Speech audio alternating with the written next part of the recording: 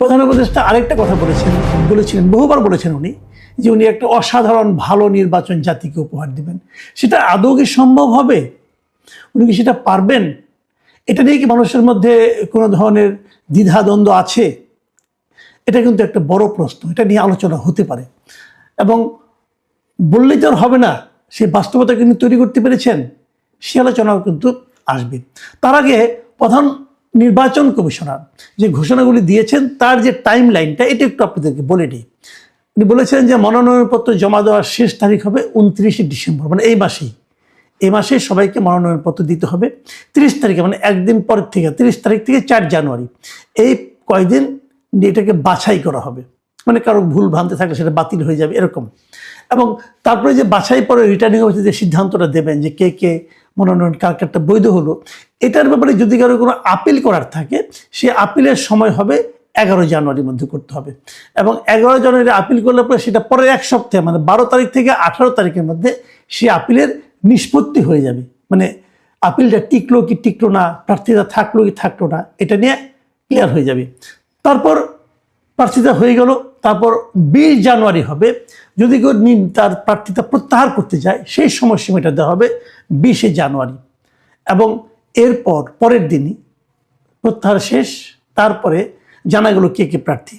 এরপরে প্রতীক বরাদ্দ হবে, মানে কে কোন প্রতীক পেতে যাচ্ছে সেটা নির্বাচন কমিশনের পক্ষ থেকে প্রতীক বরাদ্দ হবে 21 তারিখে।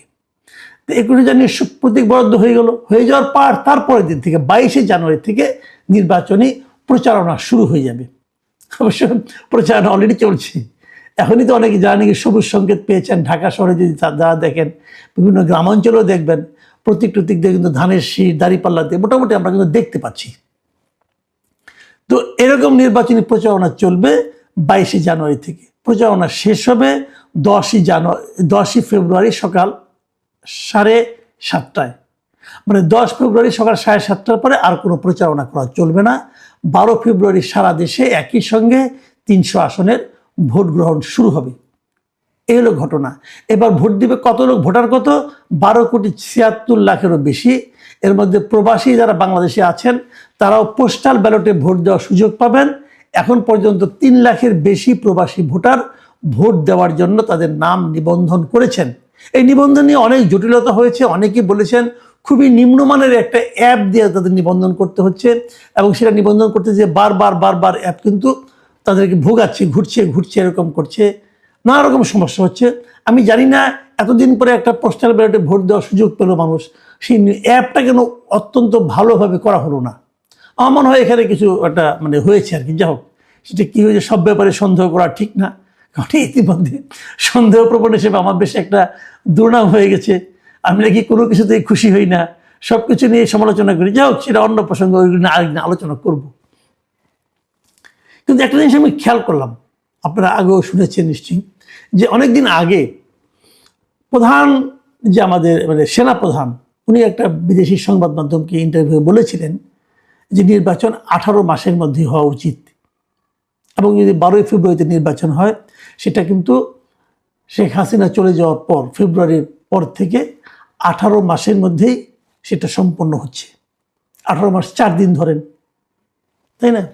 তো এটা আমার কাছে খুব ইন্টারেস্টিং মনে হয়েছে। এটা কাকতালীয় কিনা জানি না, কিন্তু আমার কাছে ইন্টারেস্টিং মনে হয়েছে। যারা অনেকে ভাবেন যে বোধহয় আমাদের সেনাপ্রধানের তেমন কোনো একটা প্রভাব প্রতিপত্তি নেই, হুঙ্কার নেই, গর্জন নেই, অনেকে কিন্তু বলেন যে এটা কী সেনাপ্রধান হইলো, কোনো হুঙ্কার নাই, কোনো গর্জন করে না, কোনো ধমক দেয় না, তাকে এই সমস্ত ছোটো ছোটো বাচ্চা পোলাপান তাকে নানা রকম সেনাবাহিনীকে নিয়ে নানা রকম আপত্তিকর কথাবার্তা বলে, তবু উনি কিছু বলেন না, তাদের মাফ করে দেন, এরকম কথা কিন্তু অনেকে বলেছিল। আমিও বলেছিলাম, আমিও একটু বিরক্ত হয়েছিলাম যে এত নমনীয় কেন। কিন্তু এখন আমার কেন যেন মনে হচ্ছে এই যে 18 মাসের মধ্যে নির্বাচন হতে পারা, এর পিছনে কিন্তু সেনাবাহিনীর একটা ভূমিকা আছে। এবং তারা প্রথমে একবার বলেছিল, বারবার বলেনি, একবার বলেছে, এবং সেটাই আসলে বাস্তবায়িত হচ্ছে।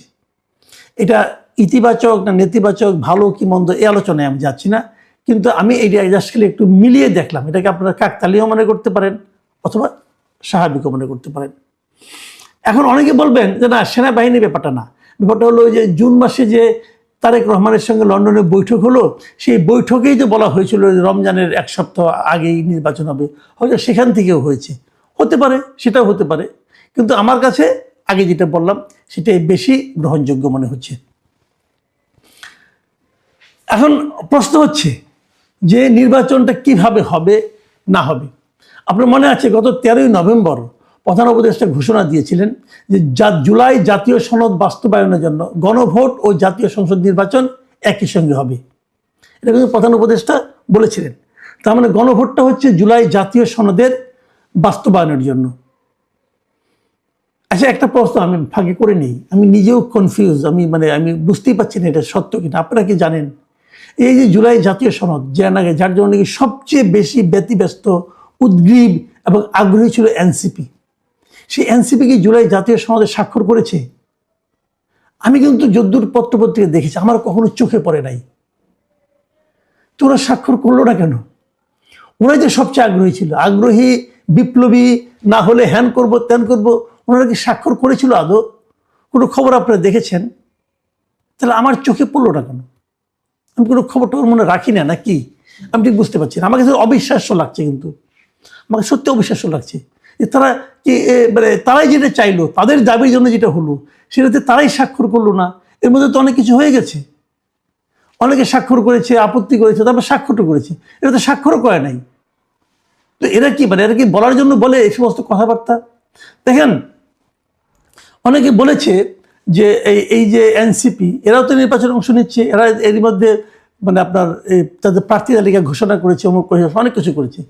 ইন্টারেস্টিং হলো তাদের সঙ্গে কি তাদের যে আগের সহযোগী যারা ছিল, দুজন যে আপনার মন্ত্রী উপদেষ্টা হিসেবে ছিল, আসিফ মাহমুদ সজীব ভুঁইয়া এবং মাহফুজ আলম, তারা কি এনসিপির মাধ্যমে নির্বাচনে অংশ নেবে? এটা কিন্তু ওই দুজন এখন একদম একবারের জন্য বলে নাই। এবং এই নিয়ে দেখলাম যে প্রথম আলো একটা রিপোর্ট করেছে, খুব ইন্টারেস্টিং রিপোর্ট, যে মাহফুজ ও আসিফ কি স্বতন্ত্র প্রার্থী হচ্ছেন নাকি কোনো দলে যাচ্ছেন। এই প্রশ্নটা কিন্তু প্রথম আলো একটা রিপোর্ট করেছে, ইন্টারেস্টিং রিপোর্ট। আমি রিপোর্টটা পড়ে দেখলাম, দেখা গেল যে এরা এনসিপির সঙ্গে বোধহয় যাচ্ছেন না। এনসিপির সঙ্গে নাকি এদের সম্পর্কে জানি একটু খারাপ হয়ে গেছে। যে খারাপটা কেন হলো ভাবুন একটা জিনিস, তারা দুজনে নাকি এনসিপির ব্যাপারে আর আগ্রহী না। তারা এখন কেউ কেউ বিএনপিতে যেতে চায় দুজনই, কিন্তু তাদেরকে বিএনপি নাকি নিতে চায় না। বিএনপিতে যেতে না পেরে আসিফ মাহমুদ নাকি গণ অধিকার পরিষদের সঙ্গে যোগাযোগ করছে এবং গণ অধিকার পরিষদের সাথে মিটিংও করেছে, ইয়ের পরে, পদত্যাগের পরে এবং আগে। গণ অধিকার পরিষদ থেকে তাদেরকে ব্যাপারে ইন্টারেস্টেড, ঠিক আছে তাহলে তো আমরা আসো আমাদের সঙ্গে। তার মানে যারা একসঙ্গে আন্দোলন করলো এবং আন্দোলনের মুখ হিসেবে যারা ছিল সামনে, তারাই দুই ভাগ হয়ে গেল কেন? কেবল ক্ষমতায় যেতে পারা না পারা নিয়ে। আমার কাছে কালকে নাহিদ ইসলামের একটা কথা খুব ভালো লাগছে। তিনি বলেছেন যে এইবার কতগুলি এমপি পাবো না পাবো এটা আমাদের দেখার ব্যাপার না, আমাদের দল নিয়ে আমরা আরো আগের দিকে যেতে চাই।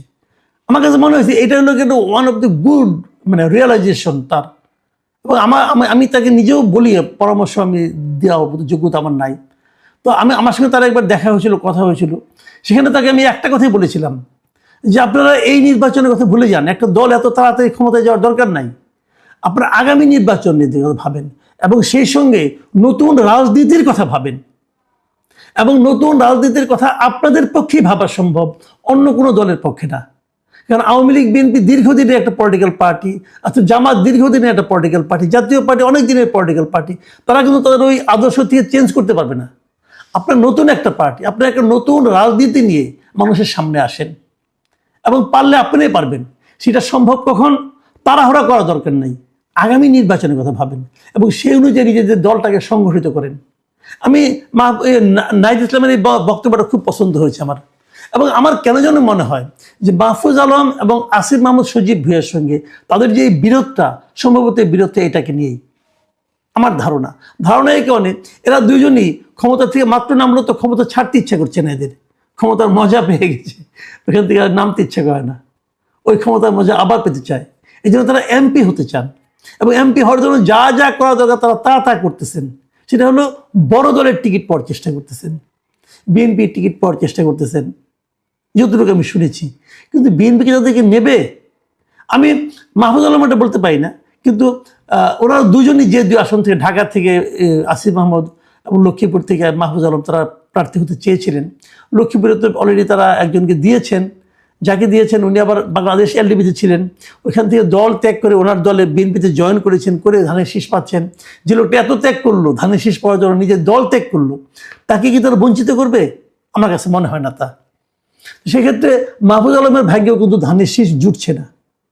আর আসিফ মাহমুদ সজীব ভুঁইয়া ধানমন্ডিতে আমার মনে হয় না এখানে উনি ধানের শীষ আদৌ পাবেন, তাকে দিবে, অথবা এরই মধ্যে তার যত বদনাম উনি কামিয়েছেন সেই বদনামের ভার বিএনপি বইতে চাইবে, আমার কাছে মনে হয় না। যদি এখানে উনি এই নমিনেশন না পান তাহলে উনি কীভাবে ইলেকশন করবেন? স্বতন্ত্র করবেন? স্বতন্ত্র করলে ভালো, বাংলাদেশে তো অনেকে স্বতন্ত্র ইলেকশন করে, উনিও করুন, দেখা যাক উনি কত ভোট পান। দেখা যাক উনি গত 1.5 বছরে কি এমন কাজ করেছেন যে কাজ দিয়ে উনি জনগণের সামনে গেলে পরে জনগণ হুমড়ি খেয়ে ওনাকে ভোট দেয়, সেটা দেখার জন্য আমরাও অপেক্ষা করতে চাই। আমার আনফর্চুনেটলি আমিও এখানকার ভোটার, তো আমি এখন পর্যন্ত মানে কনভিন্স না যে ওনাকে ভোট দিতে হবে কিনা। যাই হোক, সেটা আমারটা আলাদা, আমি তো একজন দুষ্ট প্রকৃতির লোক বলে সবাই বলে, কিন্তু আমারটা বাদ রাখেন। তো উনি এখানে দাঁড়াচ্ছেন, তাহলে সব মিলে দাঁড়ালোটা কি? মানে আমি একটা জিনিস বুঝি না, যে এই যে লোকগুলো, এই যে দুইজন লোকের কথা আমরা বললাম, যে ওনারা কিন্তু আন্দোলন করেছেন একটা উদ্দেশ্য নিয়ে, একটা লক্ষ্য নিয়ে, এক দফার আন্দোলন। কিন্তু প্রথমে কোটা সংস্কার আন্দোলন, সেখান থেকে এক দফার আন্দোলনে তারা গিয়েছেন। যাওয়ার পর এখন ওনারা বিএনপির নমিনেশন চান কিভাবে, আমি এটা বুঝি না। আপনি কোনদিন ছাত্রদল করেছেন? করেননি। কোনদিন বিএনপি করেছেন? তাও করেননি। আপনার একটা উদ্দেশ্য নিয়ে, একটা লক্ষ্য নিয়ে আপনারা অগ্রসর হয়েছিলেন, তো সেই লক্ষ্য কি বিএনপির সঙ্গে একদম হুবহু মিলে যাচ্ছে? তাহলে তো আপনাদের দলের অন্য আপনাদের যারা সহযোগী ছিল তারা সবাই তো বিএনপিতে জয়েন করতো, কেউ তো করেনি। এবং আপনারাও তো বিএনপি অনেক সমালোচনা করেছেন। আসিফ মাহমুদ সজীব ভুঁইয়ার কথাই বলি, ভাবুন তো আপনি কি করেছেন ইঞ্জিনিয়ার ইশরাকের সঙ্গে? হাতে ক্ষমতা ছিল, ক্ষমতা দেখিয়েছেন। তো ইঞ্জিনিয়ার ইশরাক তো বিএনপির প্রোডাক্ট না? তো বিএনপির একজন লোককে আপনি এরকম বেজ্জতি করছেন, করার পর বিএনপি আপনাকে নমিনেশন দেবে? বিএনপি কি এত মানে কাঁচা দল নাকি রে ভাই? এটা কি হয়? হয় না। তো আপনারা তো বিএনপিতে যেতে যাচ্ছেন কেন? আপনাদের কাছে আদর্শের কোনো মূল্য নাই আসলে। আপনারা প্রমাণ করেছেন আপনাদের কাছে আদর্শ মুখ্য না, মুখ্য হলো ক্ষমতায় যাওয়া। এবং ক্ষমতায় যাওয়াটা মুখ্য বলে আপনাদেরকে এনসিপির সঙ্গে আপনাদের দূরত্ব তৈরি হয়েছে। তো এই বিষয়গুলো কিন্তু আমি মনে করি আমাদের তরুণ সমাজের জন্য একটা শিক্ষা। আমাদের যারা প্রবীণ সমাজ, তারা যখন তরুণদের দিকে তাকাবেন তখনও তারা মনে করবেন এই লোকগুলির কথা, যে তরুণদেরকে দায়িত্ব দিলে পর, অনভিজ্ঞ তরুণদের দায়িত্ব দিলে পর কি হয়, তারা কি করতে পারে। ভালো মানুষই, ভালো চিন্তা, সেটা আসলে যতটুকু দেখায় কেউ, ওইটাই তার মনের চিন্তা কিনা এটা বোঝা যায় যখন তাকে সুযোগটা দেওয়া হয়। তখন একটা সুযোগ পাওয়ার পর যখন সে হুমড়ি খেয়ে অন্য কাজ করতে থাকে, তখন মানুষের একটা উপলব্ধি হয় যে আসলে এদের মধ্যে সেরকম নীতিবোধটা অতটা সক্রিয় না। নীতিবোধের কথা বলা সহজ, কিন্তু নিজের জীবনে সেটা বাস্তবায়ন করা কঠিন। এটাই আসিফ মাহমুদ সজীব ভুঁইয়ারা আরও একবার প্রমাণ করলেন। প্রিয় দর্শক, সামনে নির্বাচন, নির্বাচনের জন্য অনেক কিছু ঘটবে, কিন্তু সবচেয়ে বড় যে সমস্যাটা, যে খুঁতখুঁতানি ভাবটা থেকে যাবে, আমার মনে তো আছে, আপনাদের মনে নিশ্চয়ই আছে, সেটা হলো আওয়ামী লীগ